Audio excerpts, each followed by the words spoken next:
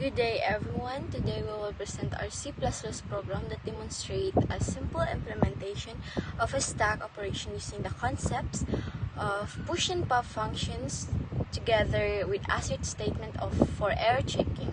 So this program has a fixed stack limit of 5 elements, and it allows users to perform operation through a menu-driven interface. So it can detect situations such as overflow when the stack is full and underflow when the stack is empty.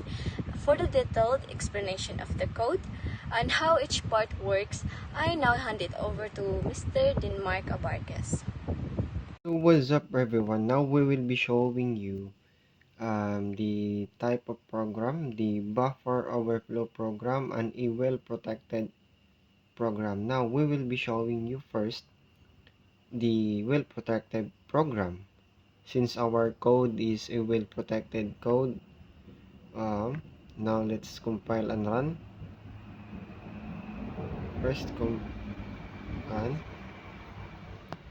we will, since this is a stack, and let's try to press the push button first. So my limit siya na 5, so let's try again. 3, 4, and 5. Now pinindot natin ang pop na mali. Let's try again. And okay. So now nasa sa maximum limit niya. So this will happen if pipindutin natin yung another push. What will happen is the program will exit itself because ano siya, nakaset siya na well-guarded program. The buffer will not overflow, and if ang program itself is not a well-guarded program and not a good program, the stack will overflow. It will cause a buffer overflow. So as you can see, if pipindutin natin yung one, the program will not overflow. It will only exit itself. The moment of truth, let's try. Now it exited itself.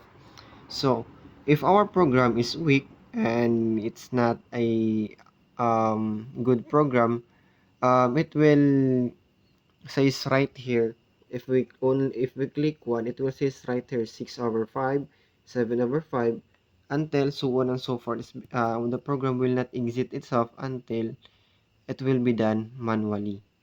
And that's it. Thank you.